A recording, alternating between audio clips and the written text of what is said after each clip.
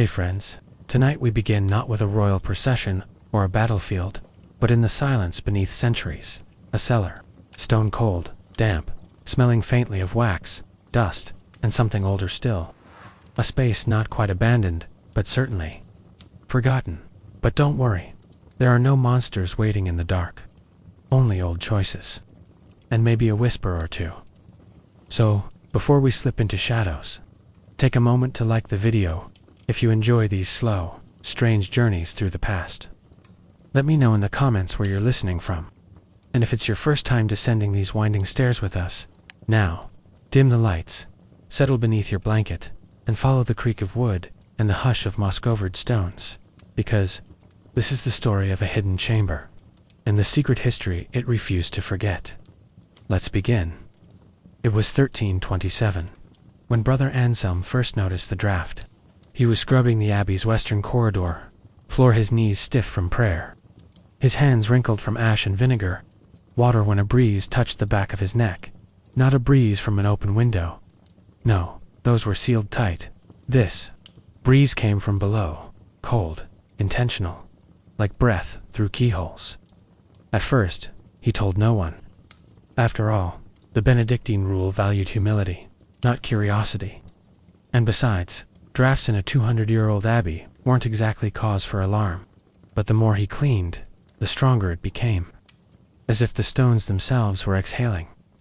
Then came the scratching, not constant, not loud, just occasional, like chalk dragged gently across slate, like the memory of rats, but never the rats themselves. Anselm had been a monk for 16 years. He had heard the groans of timber and the settling of old walls. But this was different. It was rhythmic, repeating. Not animal, not wind, not madness. Something was moving beneath the abbey. One evening, as the other monks chanted in the choir, Anselm lingered by the cellar stairs. They were rarely used now. The wine was long drunk, the pickled fish turned sour, and the stone steps slippery with age. But he brought a candle anyway. He was not brave, but he was, on this night, undeniably drawn. Down he went. The first few feet were simple. Dust, cold, cobwebs that tickled his tonsure, the scent of vinegar-soaked oak barrels and mildew. Then he saw it, a door, not strange in itself except this. One had no handle, just wood, smooth, seamless, and carved with something nearly erased by time. A serpent wound around a tree. Biblical, yes, but wrong somehow. The tree had eyes. The serpent had none. Anselm reached out, touched it. The wood was warm. Then came the voice. Not out loud, not echoing, but firm, real, inside his skull. It said only, "You are not the first." He staggered back. The candle flickered. The air thickened. Something had changed. Something had remembered him. When he returned upstairs, he told no one. Because what would he say? That a door spoke. That old wood breathed. Madness led to isolation. Or worse, exorcism.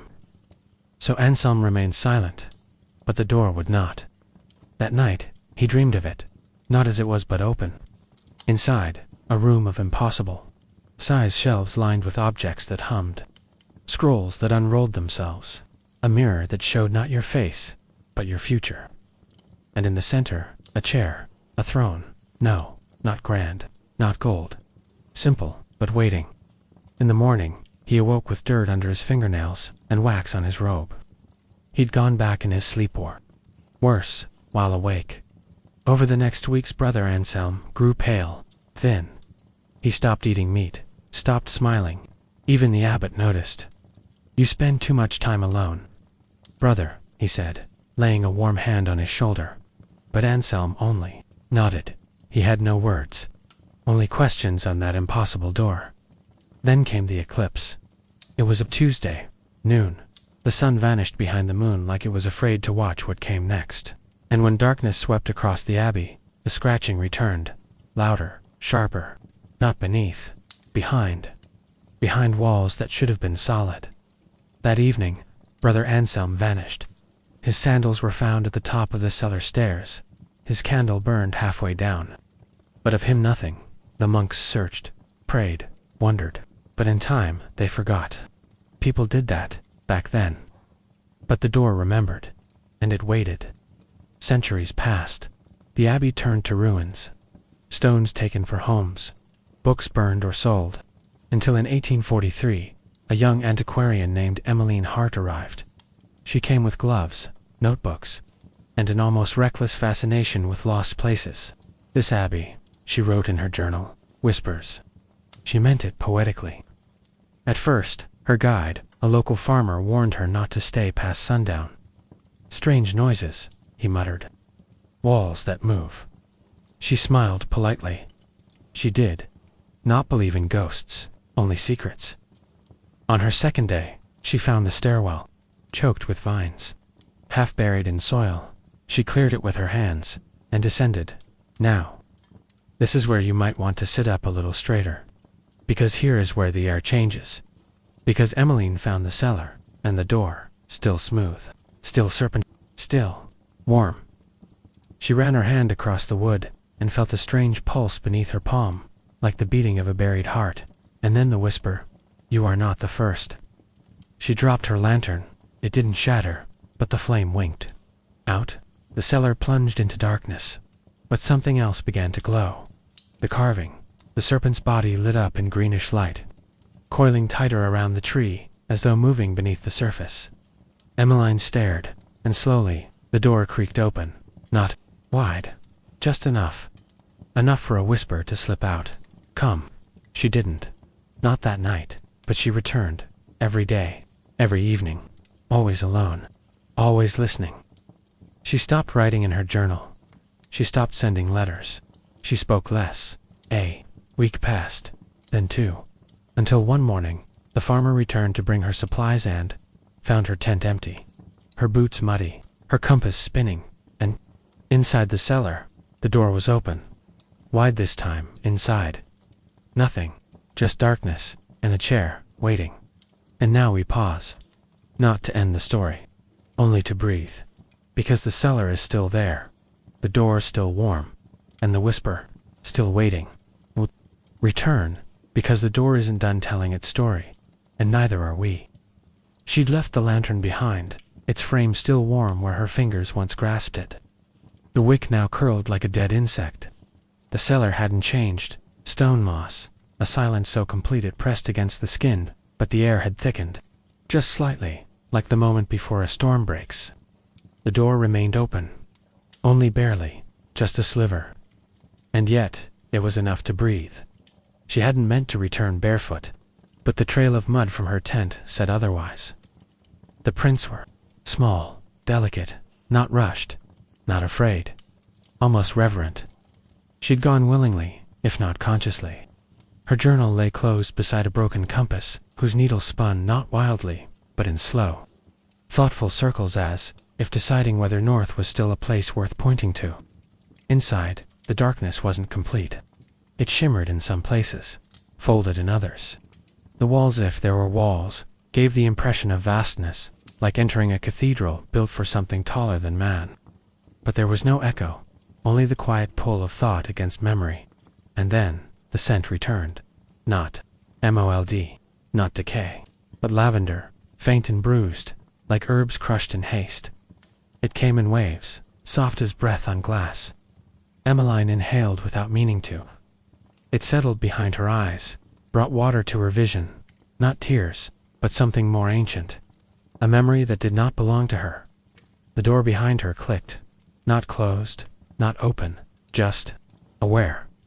And then she heard it again. "You are not the first."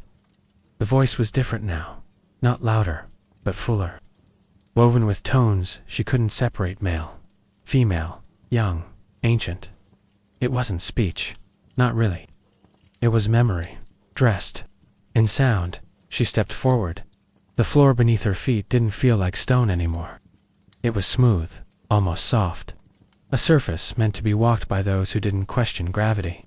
Light pulsed beneath its low, patient, like the rhythm of someone sleeping just beneath your floorboards. To the left, something moved. She turned, saw shelves, but not shelves that held books. These held moments, a child laughing into a basin of water, face smeared with ink, a monk in silence, pouring something glowing into a cup, then hiding the cup beneath his robes. A woman standing at a window that didn't exist, singing a lullaby to someone she'd never met. Each image hovered just long enough to notice, then vanished. The chamber had no corners. It curved like a shell, each direction leading both forward and deeper. As she walked, more scenes unfolded, not with drama, but with stillness. A cloistered nun writing a letter that burst into flames before it could be sealed. A knight kneeling in confession, his armor rusting as he wept. A child dropping a tooth into a bowl and whispering a name not yet spoken.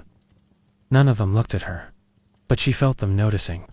Not hostile, not even curious, just ... remembering ahead. The chair waited. It looked exactly as it had in the Visiona's simple construction. Would that might have once been oak, carved not by hands, but by repetition. The seat wasn't padded, but it beckoned. Like velvet she didn't sit. Not yet. Instead, she circled it. Behind the chair, the wall rippled, just slightly, like cloth catching wind from the inside. On its surface, lines formed a map perhaps, though not of any place she knew.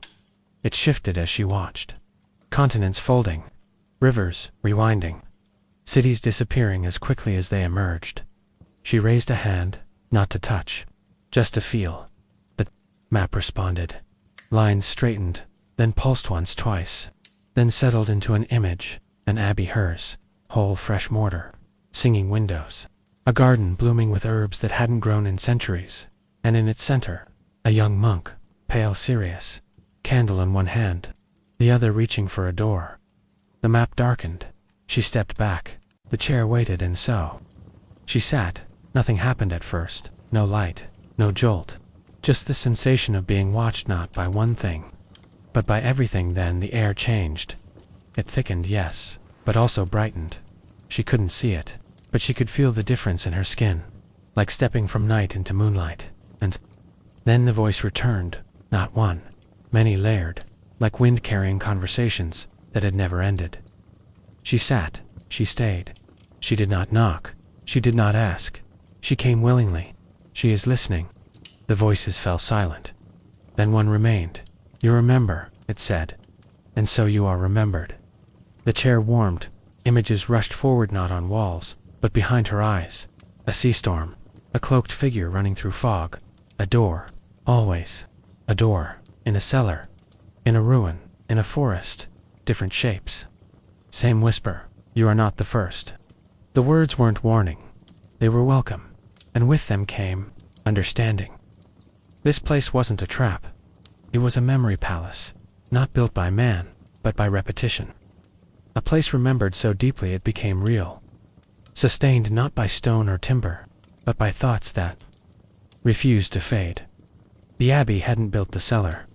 The cellar had built the abbey, and now it remembered her. She didn't know how long she sat. Time stretched here not in hours, but in echoes. When she arose, the chair did not protest. The floor beneath her feet adjusted, warming slightly as she moved. She walked not by choice, but by instinct. A corridor waited now. She hadn't seen it before, but it had been there, just waiting to be noticed. It curved downward. The walls glowed faintly, not with light, but with recognition, as if each step was a key, unlocking the next breath of hallway. She walked. There were no doors, no markings, just stone that felt like memory. Then the air shifted again, cooler, now fresher, a scent she hadn't expected. Ink and paper. The corridor widened, then opened. A room, round, lined with shelves that held not books, but scrolls, thousands of them. Some cracked with age, others freshly inked, each one tied with ribbon. The color of ashdot. In the center, another chair. Smaller, beside it, a table. And on that table, a single scroll. Unrolled blank, a quill rested beside it. No inkpot, no guide, just the soft sound of breathing. But she was alone. Still the quill twitched. She stepped forward, touched it, and without her hand moving, the quill began to write. Not with letters, not with words, with images. A field, a monastery, a cellar, a girl walking barefoot, a door, a serpent, a throne. Her story, the scroll did not end. It moved like fabric, unrolling beyond the table, across the floor, onto the wall. Her story was being remembered, not told, because here, memory was the only truth. She leaned in, watched. The quill paused, then wrote a name, Emmeline Hart. Below it, another Anselm, and then a third one. She didn't know. Yorick. She spoke it out loud. The room pulsed. A door appeared in the far wall, wood, plain, this one with a handle. But no serpent, no carving, just waiting. She stepped toward it, paused, looked. Back at the scroll, the names had vanished, replaced by one phrase. You are not the first. She opened the door, and stepped through. The door did not close behind her. It dissolved. Not into mist, not into shadow, but into forgetting. One blink and it no longer existed. As though it had never been there at all. As though it had never needed to be. The space ahead was not dark, and yet there was no light. The kind of brightness that doesn't come from lamps or lanterns, but from memory polished so often it starts to glow on its own. It didn't blind, it revealed. Shapes without edges, rooms without walls. The sense of architecture built from thoughts instead of stone. The ground beneath her feet had texture. Not rough, not smooth, familiar. Something like parchment. Something like worn linen. Every step made no sound, but left behind a soft trace that shimmered. Then faded as if the floor didn't just remember footsteps, but politely let them go. She moved without knowing where to move. And then she wasn't alone. Not visibly, not yet. But the air had presence, not cold, not warm, but observing. She stopped. Something watched her without eyes, not hostile, not welcoming, just watching, as one might study a candle to see if it will hold. The silence deepened. Then something approached. Not from ahead, not behind, from within. A name, Yorick. It had written itself in the scroll, etched itself into her breath, and now it stepped forward not as a man, but as an echo carved into the space between heartbeat and breath. She did not see him. She remembered him. He had walked this place barefoot like her. He had seen the serpent door, sat in the chair, and been given not words, but questions. He had asked, once, what this place was, and been told, this is what remains when forgetting is forbidden. The presence that watched her now had once watched him. He had not left, but he had not remained. He had changed. Emmeline did not feel fear. Not exactly, but she felt the weight of proximity to something older than language. Ahead, the air shimmered. Not heat, not magic. Recognition, and slowly, a corridor unfolded. This one narrower, sloping upward. The walls moved not side to side, but through memory, she walked on one side. Scenes unfolded again, but these were different. These were hers. A summer in Cornwall. A library with broken windows and ivy-covered floors. Her father's voice. Her mother's hands. The moment she found her first ruined chapel and wept. Not from sadness, but from recognition. The realization that she was made of echoes. The corridor responded to her past not as a mirror, but as a guide. She wasn't being judged. She was being understood. And then, without transition, she stood in a circular chamber. But this one was not built of memory. It was built of questions. At its center, a table, plain, wooden, old but not decayed, laid across it. A set of objects she didn't approach. Not yet. The chamber did not rush her. It waited. There were 7 items, each placed with a kind of care that suggests purpose older than language. An hourglass, empty. A coin, blank on both sides. A feather, still warm. A bone, human. A vial, sealed filled with smoke. A key, no teeth. And a mirror, faceless. She stood still, the present still, unseen spoke, not in voice, in knowing. These are not tools. They are doors. She didn't understand. Not with her mind, but with her body. The hourglass pulsed, not visibly, but she felt the weight of time, its absence, its patience. A reminder that here, time was neither enemy nor ally. It simply was. The coin chilled the air. The feather stirred it. The bone stilled it. The vial darkened it. The key tightened it, And the mirror. The mirror waited. She stepped forward, not to choose, to witness, as she neared the mirror. Her reflection refused to settle. Her face blinked in and out, not changing, but multiplying. Versions of herself from paths never taken, some with gray hair, some with scars, one wearing monastic robes, another wearing a crown, another wearing nothing but ash and ink. They didn't speak, but they stared, and then vanished. She turned to the vial. The smoke inside moved like thought coiling, stretching, then snapping tight. It tapped against the glass, once, twice, then froze.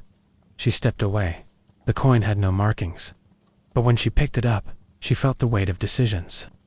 Choices that had echoed forward, rippled backward. It didn't tell fortunes. It whispered debts. She put it down. The feather was light. But when she touched it, the air stilled.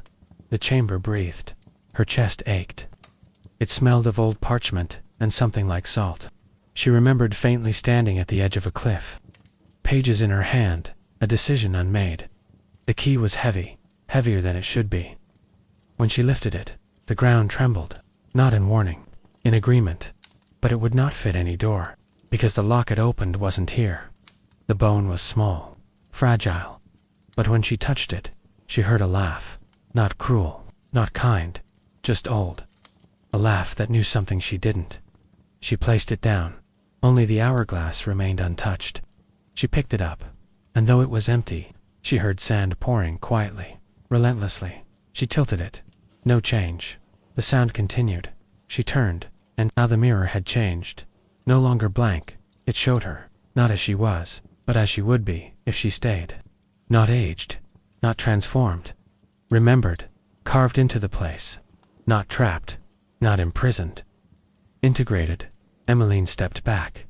The chamber dimmed, but did not vanish. Instead, a passage opened, this one lined with arches. Each arch inscribed with symbols, none repeated, none familiar. Each glowed faintly, but one blinked. A single glyph pulsing blue, then fading. She stepped toward it as she passed beneath. The air shifted again. This time it welcomed her. The passage narrowed, then opened, into a garden. Or what might once have been a garden. Stone paths twisted through overgrown herbs, lavender, rue, rosemary, all wilted slightly at the edges, but still breathing. At the center a fountain dry, but not broken. She stepped forward, touched the basin, and then finally he spoke. York. Not from behind, not above. From the water it didn't ripple. But it spoke. You've walked far. She said nothing. You've seen much. Still silence. You want to know what this place is? Yes. But she didn't speak the word. You already know. The garden sighed. This is memory, he said. Not yours, not mine, ours. She asked not with lips, but with thought. Why her? Because you remember. And what is remembered becomes real. She asked who built it. No one, said the voice. Everyone. She asked what the chair meant, a choice. She asked if she could leave, and the answer was not words, but air. A breeze from a place she hadn't seen, carrying the scent of open windows, morning parchment, wet stone, home. But then came the final question. She didn't ask it, it asked her, will you stay? The garden paused, time waited, memory blinked. The glyph above the archway dimmed, and the voice of Yorick said only, you are not the first. The breeze lingered. Not cold, not urgent, just enough to lift the edge of her sleeve, to stir a strand of hair across her cheek. It carried no voice this time, only the scent of something that had once been summer. Chamomile, perhaps, or crushed mint in the palm of a warm hand. She didn't answer the question, not yet, because it hadn't been a question, not really. It had been an invitation, and invitations didn't demand. They waited. The garden didn't wilt further. It didn't bloom. It simply existed, balanced on the edge of a moment that refused to tip. She turned from the fountain. The herbs rustled as she walked, brushing her legs with a touch that felt like memory. Some still held color. Some crumbled at the edges, but all seemed to lean slightly as she passed, as if noting her direction, as if passing her presence from leaf to leaf. The garden didn't end. It folded.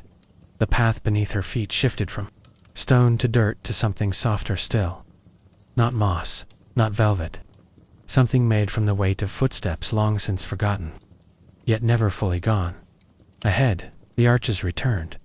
But this time, they bore no symbols, only shadows, long, thin, and watching, she passed beneath the first, and the air changed again. Not in scent, but in tone. A hum, low, just at the edge of perception. It didn't rise, it didn't fall. It remained, as though the space itself had begun to remember its own music. The second arch followed without pause, and with it came the feeling of distance, closing, not physical distance, but something older. As if the lines between her and the presence that watched were no longer drawn in ink, but in thread, and the thread was beginning to pull. A third arch. Then the corridor widened, not into a room, into a theater, circular, tiered, empty. At first, she descended without question. The floor of the theater was soft, beneath her feet, dustless, unblemished, as though nothing had ever walked it. And yet, when she stepped onto the center circle, the hum around her shifted. The air deepened, and the watchers revealed themselves, not with shape, not with voice, with memory, each seat filled, not by bodies, but by moments. A boy reading aloud to a tree that no longer stood. A woman sewing a flag she would never raise. A sailor carving initials into a mast eaten by time. A child gripping a candle, whispering a prayer in a language older than Latin. Each moment pulsed with presence. Each became a witness. She stood among them, and then the theater. Spoke not all at once, but in turns, a voice that belonged to none of them, and yet all of them rose from the floor. You have walked. It was not a compliment, not a command, just a truth. You have not fled. You have not asked. You have not answered. The silence that followed was not judgment. It was permission. She could speak if she wished, but she did not. The theater understood, and continued. This place was not made. It was remembered. It is not holy. It is not cursed. It is held, and then came the first crack in the rhythm. A name, Anselm, another, York, and then Emmeline. The moment her name echoed, the room changed. The walls pulled back, not physically, but perceptually, as if something older than memory had just inhaled, and the stage beneath her feet began to open. Not with force, with invitation. A spiral staircase revealed itself, descending not into darkness but into silence. The watchers did not follow. They blinked out, one by one, like thoughts released at the end of a long night. She stepped forward. The first stair did not resist her weight. The second did not creak. The third welcomed her dot, and then she was gone. The descent had no end, or perhaps it had no measure. No stone walls, no dripping echoes, only the soft rush of breath that was not hers. And then light, faint blue white dot, glowing not from lamps, but from the very air. A chamber waited at the base, not large, not small, round and silent at its center. A plinth, on it, a box, black, smooth, edgeless, floating an inch above the stone. She stepped forward, and the hum returned, faint, steady, and now musical, not melody, but memory sung. She reached out. The box did not resist. Her fingers touched its surface, and the world tilted, not violently, not alarmingly, but with the slow shift of something long forgotten, realigning itself. The box pulsed and opened inside nothing. At first, then, slowly, smoke, thin, golden, it rose not up, but out, and coalesced into shape. A book, but not paper, not bound. A thought book. She didn't open it. She watched, and it opened itself. Pages turned, no words, only images, only memories. A mountain cloaked in mist, a city underwater, a scroll written in the dark, a hand reaching through flame, a name whispered into snow. Not her memories, not this place's, but someone's.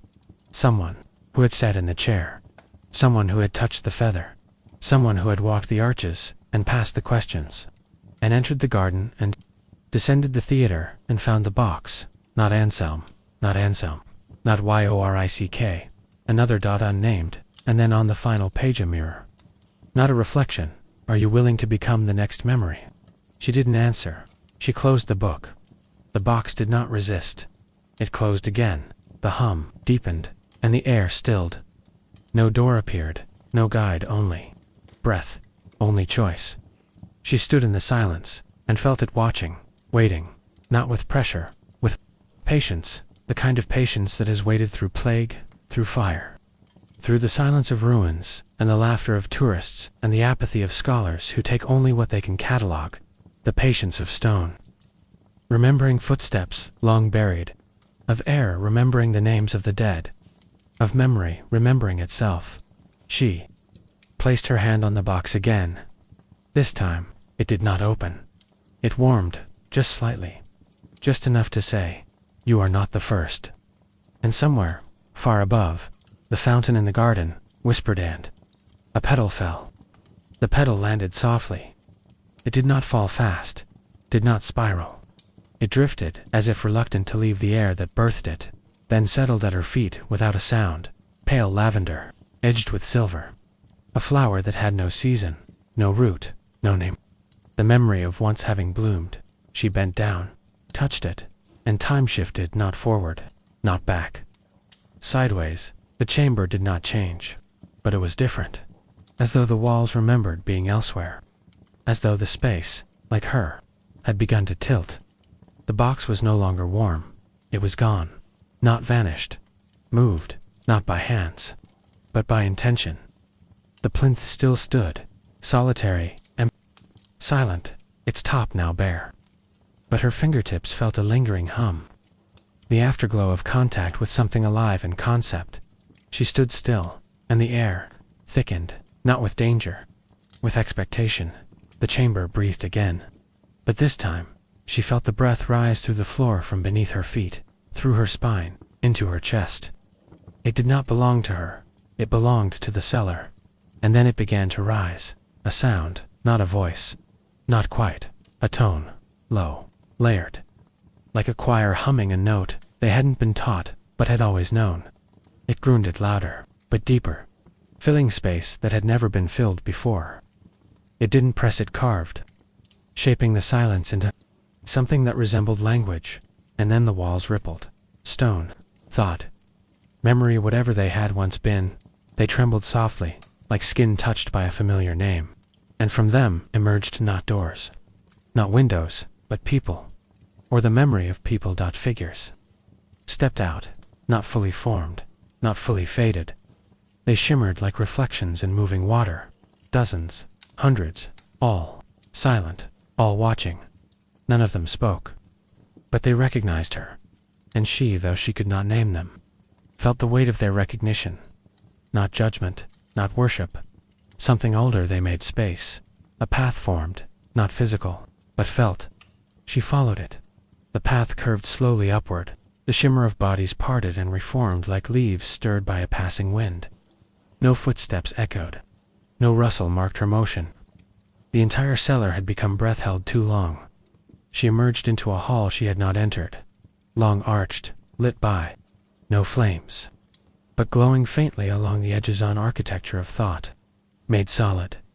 This was not where she had begun, but she had always been meant to arrive. The ceiling bore frescoes that shifted as she passed. Beneath them not paintings, but living moments. Scenes that remembered themselves, just long enough to be seen. A nun kneeling by a coffin made of salt.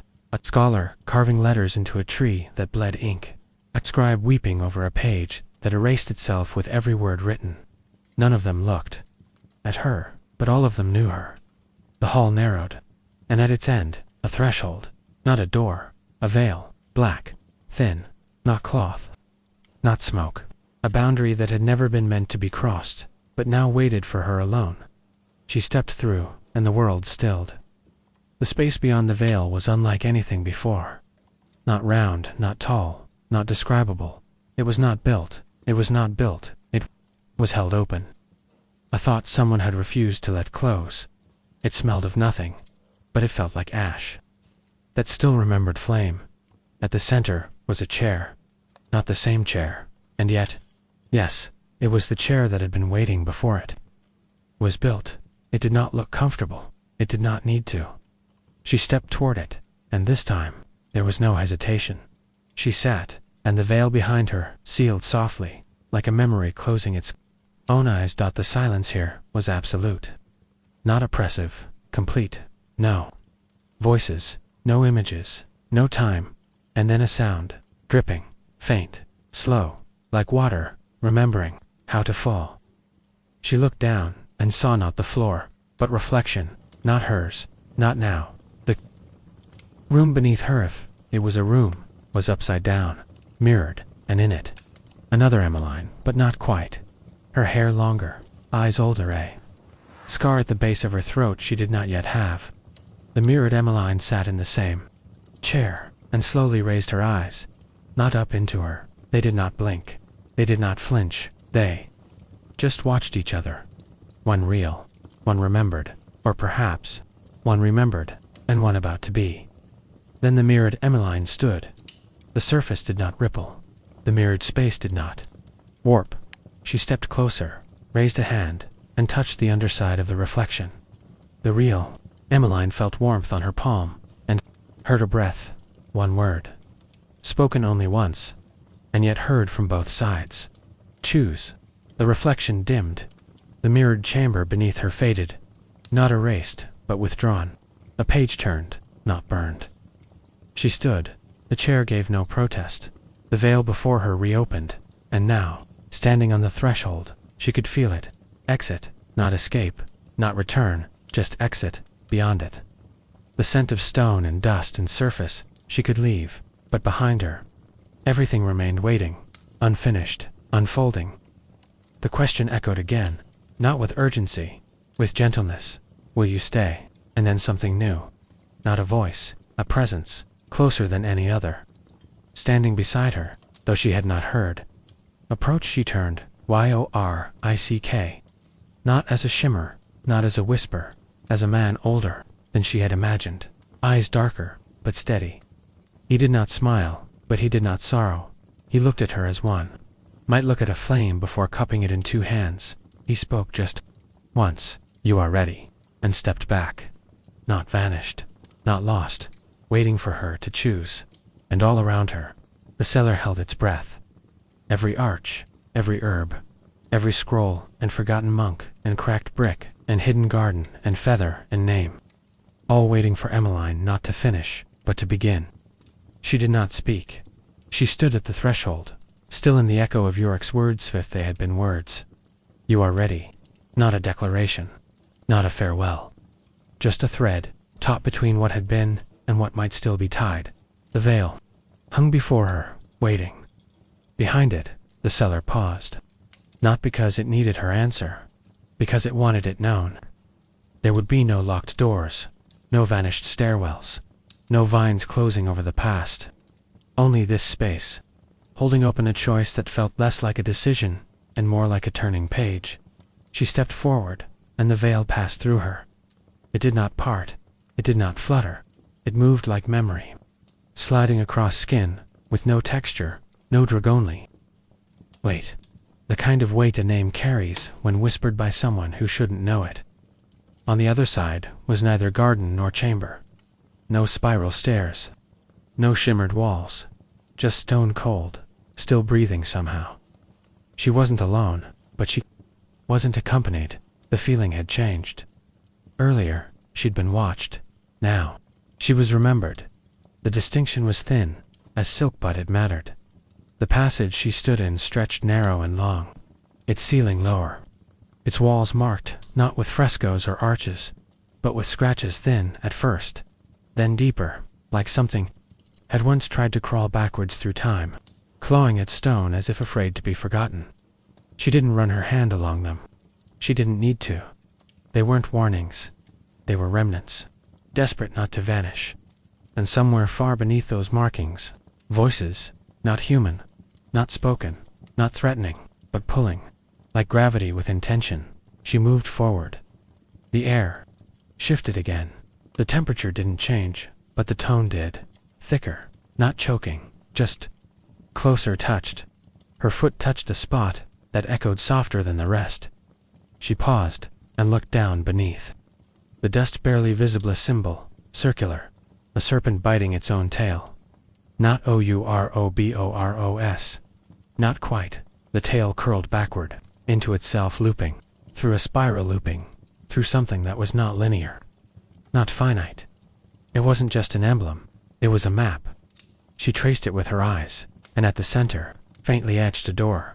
No hinge, no seam, but the suggestion of a boundary. It didn't open, but her chest did. The breath she hadn't realized she'd been holding let go. And the stone wall, pulled apart, not physically. In memory, the passage ahead unfolded like a book too long left shut. Its spine groaned in silence. Its pages breathed dry air, and patient. Dark. The space ahead was tall. Cathedral-tall. But built not of celebration. Built of containment. No windows, no altar. Just a series of stone columns, rising like rib bones, into a ceiling swallowed by shadow, and between them platforms. Raised. Square, empty. At first then, one by one, they lit not with flame, with recognition. Each platform held something, not relics. Moments, suspended, not frozen. Each hovered a few feet above its plinth, encased in silence, dimly glowing with their own rules. She approached the first, and saw herself, not a mirror, not a memory, a moment from 3 years ago. A lecture hall, a slide projector. Her voice, trembling slightly, introducing her thesis on pre-Reformation monastic, Margin, ALIA. No one clapped, no one laughed. It had not been memorable, and yet it had been. Remembered, held here, the next platform, her in a library, not reading, sleeping, head on an open book.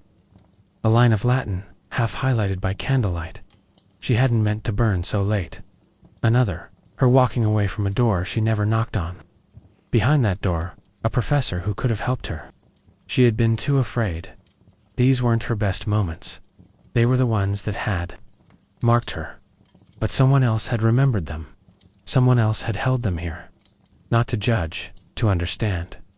There were 7 platforms. Each, a thread, each awake by the 7th. Her throat ached not with emotion, but with the sensation of having been seen so completely. It left no shadow behind, and at the center of the room a final plinth. This one empty, until she stood upon it. When she did, the space around her fell away, not collapsed, withdrawn, as if her standing here had rewritten the priority of space. And now, above her light, a single beam, not sunlight. Something older, more personal, a memory that hadn't happened yet. It didn't blind her, it offered invitation, then dashed beneath her feet movement. Not stairs, not floor. Transition. The plinth became platform. The platform began to rise, and the columned room drifted down beneath her, not like stone falling, but like memory exhaling. The next space was impossible, round, again, but vast, and not built of stone, built of story. Hundreds of scrolls hovered in the air, not shelved, suspended, each bound, not in parchment or papyrus, but in breath. She could hear them, soft voices, low murmurs, telling themselves over and over, whispering their own contents for no one but themselves. She reached toward one. It drifted, closer, unfurled. She did not read it. It read itself to her, the tale of a monk who refused to forget the sound of his sister's laughter, and carved it into the margins of every book he ever copied. Another scroll approached, the diary of a child who kept a list of things she loved on a slate. She knew would be washed clean each night by her caretaker's sorrow. Each scroll a life, not important lives, remembered ones the cellar did not care about. Fame it did not honor power. It archived presence, and now, one final scroll approached. It was blank, but it hovered before her. Waiting, she understood, not because it told her, because the rhythm of the space made no room for misunderstanding. This scroll was hers, not to write, to become, and in that moment, She felt the cellar draw breath again. But this time, it was her breath. It wasn't that she'd chosen, it was that she had never truly left. Not when she first opened the trapdoor, not when she first sat in the chair, not even when she'd descended the staircase into the humming dark. She had always been part of the memory, just waiting to be read aloud. The scroll glowed, the beam of light narrowed, not closing, focusing, and one by one, the other scrolls stilled, not silenced, listening, and the voice of Yorick no longer behind her. No longer beside her, but within her spoke again. This time not as invitation, as acknowledgement. You are the echo now. The light faded, the scroll sealed, and slowly, so softly even silence didn't flinch, the cellar whispered welcome. The whisper faded, but not completely. It settled into the walls, into the breathless corners of the chamber, into the seams between stones laid centuries apart by hands who never touched, yet somehow shared the same intent. She remained still, not by choice, by agreement, because motion here was no longer hers alone. Each breath she took felt shared, part hers, part something older, not possessed, not overtaken, just accompanied. As if the air, having finally decided to trust her, had begun to mirror her rhythm.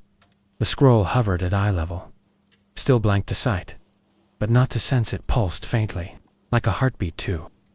Calm to startle, to steady to ignore. She didn't need ink. She didn't need words. Every thought she had ever silenced, every hesitation she had buried beneath careful posture and academic restraint, began to rise. Not in memory, in texture. The scroll absorbed them, not with hunger, with grace. It didn't steal, it received, and then the space shifted. Not the chamber, the sense of gravity, not a pull down, but a tilt inward, as though the entire room had decided to focus, to lean in, to listen not to her voice, but to the voice she had never dared let speak. And it began, not with sound, but with atmosphere. She was no longer standing. She was not seated. She was simply present, and all around her, the other scrolls began to drift closer, not touching, not crowding, hovering like quiet listeners, around a fire whose flame hadn't yet been lit. She didn't speak, and yet the first words formed, not from her lips, from the room itself, but they were hers. My name is Emmeline.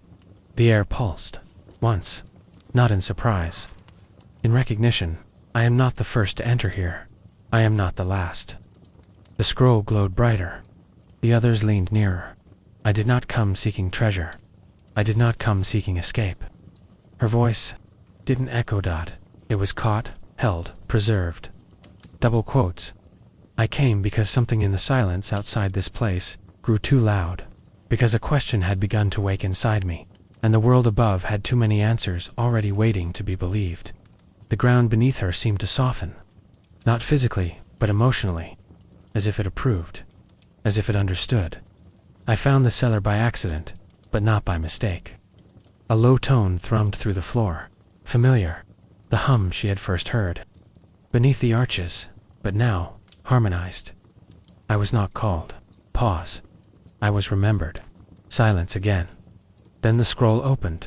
Fully pages that had never been cut unfolded slowly, revealing not letters, not drawings, but feeling, a warmth, a sadness, a decision. She didn't read it. She knew it. And in that knowing, she felt the stories all around her begin to shift. The suspended scrolls, once content to murmur their own soft mantras, now turned outward. Faces emerged, bodies followed, and the chamber filled, not crowded, not completed. Anselm stood just beyond the nearest pillar. Robes dark with ink stains, hands still calloused from script written in the dark with frozen fingers. Yorick leaned near the lightless wall, his eyes no longer distant but present, focused, calm. He did not smile. He belonged. Others appeared. A girl with chalk on her hands, and a name no record had kept. A woman who had once sung 2 dying soldiers. Her voice never recorded. Her tune forgotten till now. A monk who had once hidden a single letter behind a tile, trusting that someday someone would ask what it meant, all of them not summoned. not raised. Not raised, just here, because the memory had become strong enough again to hold them. Emmeline did not speak again. She didn't need to. The cellar had accepted her, and now, it opened not like a door, like a realization. The space unfolded around her, not out, but inward, and at its core, well, not of water, of time. She approached, the closer she drew.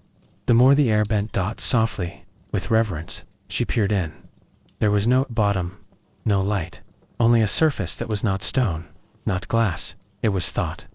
Made visible, she reached in, the surface parted, and something rose, a box, not like the first one. This one was warm before she touched it, and it bore a symbol. The feather, the one from the chair, the one from the whispers. She took it, it opened. No smoke, no book, only a mirror. She looked in, and saw not her face, but a corridor, not the cellar, not above, a place between, a hallway of doors, each door made of something different. Wood, iron, glass, bark, bone. Some glowed, some pulsed, some stood perfectly still. One door was open, beyond it, her apartment, the familiar, the known. She could walk through, return, resume, above ground. No one would know. She'd been missing a few days, perhaps, maybe less.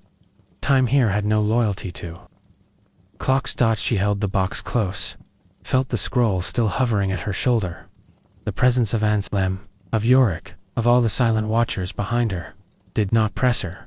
They did not fear her leaving, because leaving would not mean forgetting. Once remembered. The cellar never let go. She stepped toward the mirror. The corridor shimmered, and a second door opened.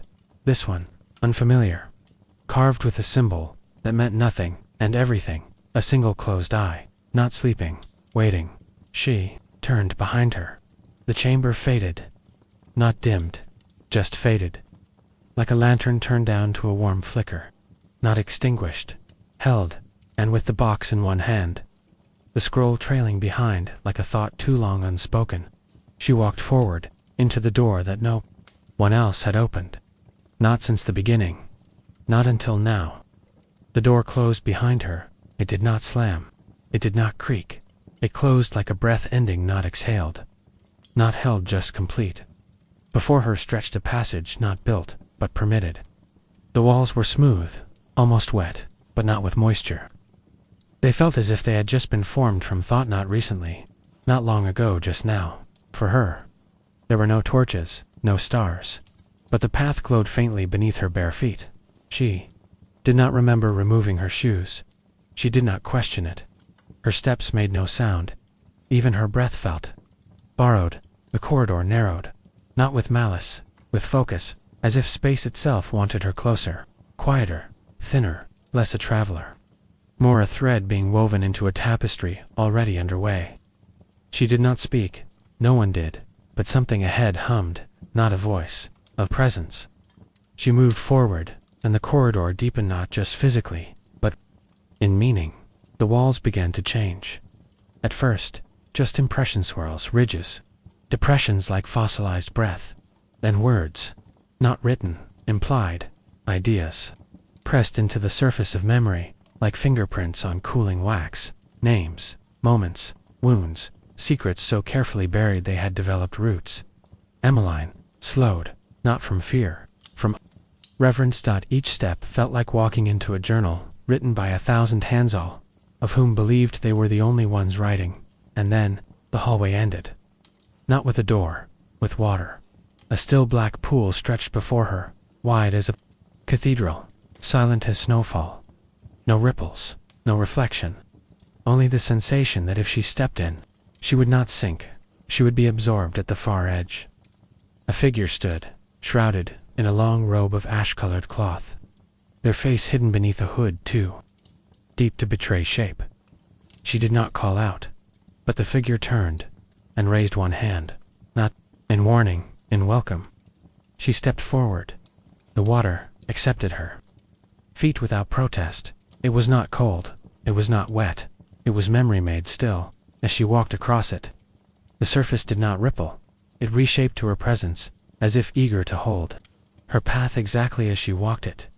Halfway across, the figure lowered their hood, and for the first time, Emmeline saw herself, older, so much older, not aged, worn, weathered, not by time, but by knowledge, and in her eyes a memory that had already happened, yet had not yet begun.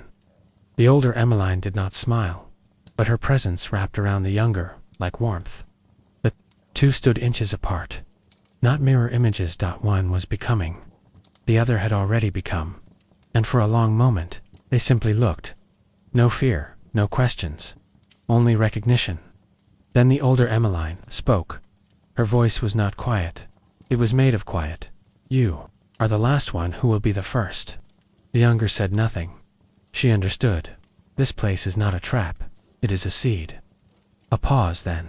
Most are afraid of roots, because they disappear into dark. You walked into dark to remember you already had them. The water beneath them pulsed gently, and with it, so did something inside her. A humnod of noise, of knowing. The older woman raised her hand, not to touch, to offer a shape formed between her palms. Not an object, a key. But not for a door. For a truth she did not take. It entered her, slid gently between her ribs, behind her sternum, into her breath, and she inhaled. Sharply, because with it came everything. The forgotten names, the purpose of the cellar, the vows carved into silence by those who could not speak aloud. The memory of Yorick, his real name, not Yorick, but monk who had once refused to let his monastery burn until its secrets had been passed on. The truth of Anselma, girl, disguised as a man, copying forbidden texts by moonlight, knowing each letter was a prayer disguised as rebellion. The history of the feather knot, a symbol of peace, but a sigil used to mark those who remembered not just stories, but what stories protected. All of it rushed into her, and the water beneath her shimmered gold. Her knees gave out. She did not fall. She was carried. The surface lifted her gently, held her as the weight settled inside her. The older Emmeline, or what she had become, begun to fade. Not disappear, withdraw, because the torch had been passed. The chamber grew wide again, and now lit not by torches, by story. The walls shone with text that had never been written. The ceiling echoed with songs, never sung aloud. The space filled with those she had seen before in Iriel, the girl with chalk hands, but now they moved, not ghosts, not guardians, custodians, and Emmeline stood among them. Whole, filled, remembered. No longer a visitor, no longer a question, an answer. They did not speak to her. They bowed, not deeply, just enough, because she had crossed, and she had chosen, and now, one last choice, waited at the far end of the chamber. A book bound in fabric that shifted colors like thought, pages thinner than silence. No title, no locks, no fear. She approached it, placed a hand on the cover, felt it pulse. It opened blank, but only until her breath touched it. Then, words began to appear, not written by her, written as her. The book was not a record, it was becoming her, not her. Past her echo, she did not resist, because she knew, finally, what the cellar was.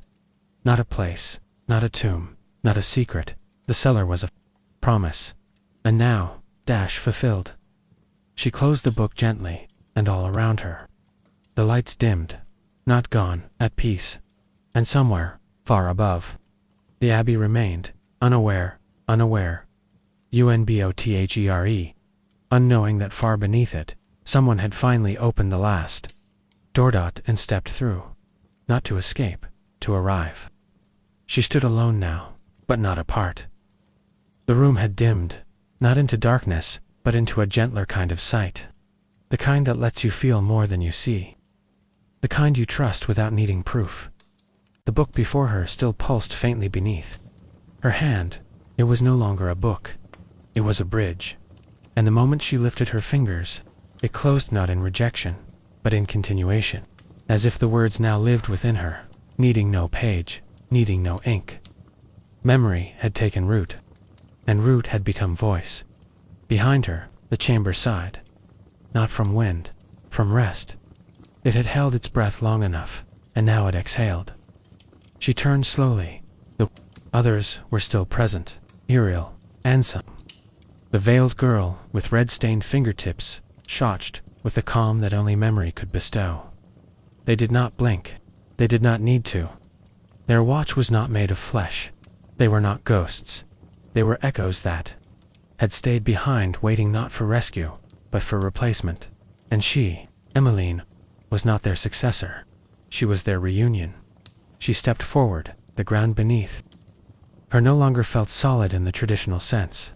It held her. Yes, but more like an idea holds a thought, or a name holds a soul. It adjusted to her step not with sound, but with intention. She passed through the colonnade of living silence, and the wall ahead unfurled, not broke, not opened, unfurled, like parchment, like breath. Beyond it another chamber, wider, but lower, and in its center, a pool, not of water, not of light, of remembrance. She approached it, without fear. There was no need. She was known here. The surface of the pool shifted as she neared, revealing not her reflection but the past. Not her past. The world's a monastery. Burning pages torn from their bindings, flying like panicked birds into the smoke. Monks forming chains of prayer in buckets. A single child watching from a distance, her hands pressed to her mouth not in horror, but in recognition. She was too far to help, but she would remember. The pool shifted again. A woman kneeling in a snow-covered field, her breath frost and defiance, burying a scroll beneath a rock cairn as soldiers thundered past her. Unaware, shifted a man standing before a tribunal, accused not of heresy, but of accuracy. He said nothing, simply laid one palm on the table. Ink still stained his fingers. He did not plead. He remembered, shift, a dozen more. 100 each, a moment not preserved in books, but in intention. The decision to hold on to something fragile, something unwanted, something dangerous, because to forget would be more dangerous still. The water calmed, and now, it reflected her face again. Changed not, visibly, but subtly. She no longer looked for answers. She carried them in her breath, in her silence did in the scroll, still wound tightly against her back, not paper now, but presence. The chamber trembled, not from danger, from readiness, and the walls drew closer, not to trap, to whisper. Words formed in the air, too faint to read, too strong to ignore. Do you remember who you were before the cellar opened your name? She nodded once, not with certainty, with honesty. She remembered being afraid of not knowing, of being small, of having questions that no one else thought worth asking now. The questions were not gone. They were alive, and they lived in her another. Wall drew open. A hallway of doors returned just like the one in the mirror. But now, each door bore a name, not hers, others, hundreds, thousands. Each door a life once remembered, waiting to be remembered again. She walked past them. She did not open them, not yet. They were not hers, but they would be when the time was right.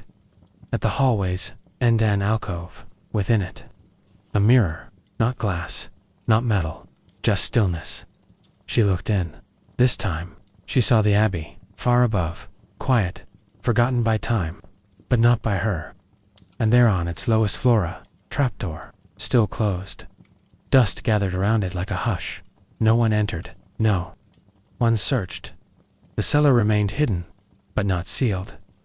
She reached toward the mirror, and for the first time, her hand passed through not just reflection, not illusion, a threshold, and beyond it a return, but not to life as it had been, to the life she now carried. She stepped through the moment, stretched not in time, in meaning, and then she was home. Her room looked the same, books stacked unevenly, notes half-written, a mug of tea long gone cold, but the light was different, brighter, no doubt calmer, like the space had been waiting, and now it had been filled. She walked to the window.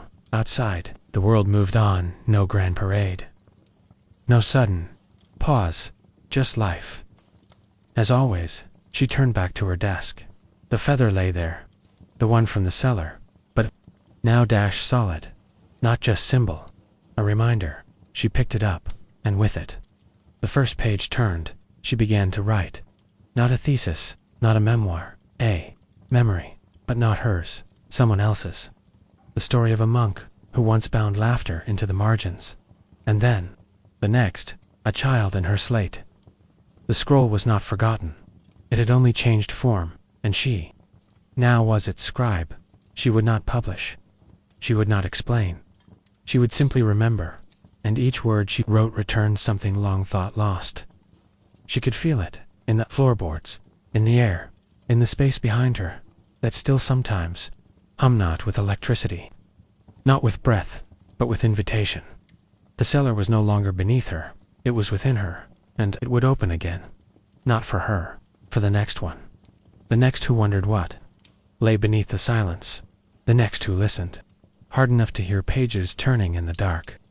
The days passed, though she no longer marked them. The sky shifted, and so did the leaves, but she stopped counting. She no longer asked how long it had been since she returned, because the cellar had no calendar, and neither did memory. She did not go back to the abbey, not with her body, not with keys and flashlights, but it was always there, just behind her, folded into the corners of her mind, like a blanket, carefully set aside, waiting. She still heard the whispers sometimes, not out loud, inside pages, in the breath between sentences, in the dust that refused to settle. On her bookshelves, the feather she'd carried had lost its color, not because it died, because it had given what it needed to give. Now, it rested inside, a book of pressed herbs and forgotten recipes. Between thyme and wormwood, a fitting place, she still wrote, not with the urgency of someone, trying to preserve with the calm of someone who trusts. Each story came unasked. She did not research them. She did not invent them. She simply found herself placing pen to paper, and letting the hand remember what the mind could not. A woman's laugh, scrawled in the margins of a prayer book. The forgotten hymns of a dying brother, who carved notes into the floor so no one would forget how joy sounded. A nun who kept birds in secret, feeding them crumbs meant for her own rations because, even in silence, someone had to sing. She did not ask where the stories came from. She thanked them. Some nights, she would wake just before dawn, sit by her window, and listen. Nothing spoke, nothing moved, but she knew she was still being watched, still being trusted. One morning, she received a letter, unmarked, no return address, just a single line on cream-colored paper. Do you remember the route beneath the floor? No signature, no demand. She burned it, not out of fear, out of ritual. Because some stories, when acknowledged, need only a moment of heat to complete their circle. And that was when she knew it was time not to return, not to rediscover, to pass it forward. She left her apartment before sunrise, walked without direction, and when she saw her, she knew, a girl, no older than Emmeline had been when she first stepped into the abbey's broken chapel, walking with books pressed too tightly to her chest, hair in her eyes, head not lowered, but searching. Emmeline stepped into her path. The girl looked up. There, eyes met, and the cellar opened between them. Not with words, with a question. Do you ever hear something turning in the quiet? The girl didn't blink, just nodded. Emmeline handed her a scroll, plain dot, unmarked, but warm. The girl took it, and the moment stretched not to linger, to remember then. Without thanks, without fear, the girl continued on her path. Emmeline watched, and in her chest, something settled. A silence, not empty, full of stories. She would never write, because someone else would. That evening, she sat at her desk. One final page before her. She did not begin it with a title, only a line. There is a door beneath the floorboards, but not everyone sees it the same way. She wrote until the candle died, then closed the journal. She did not lock it. She did not hide it. She simply left it open on the desk, and walked to the window one last time. Outside, the night breathed inside. The ink dried, and somewhere, far beneath the abbey, a cellar stirred. Not in warning, not in sleep, but in readiness. Because the forgotten never remain forgotten. Not when even a single name still remembers. How to listen. not when stories still wait, not when silence is still watching, and the cellar, it waits not to be discovered, but to be understood.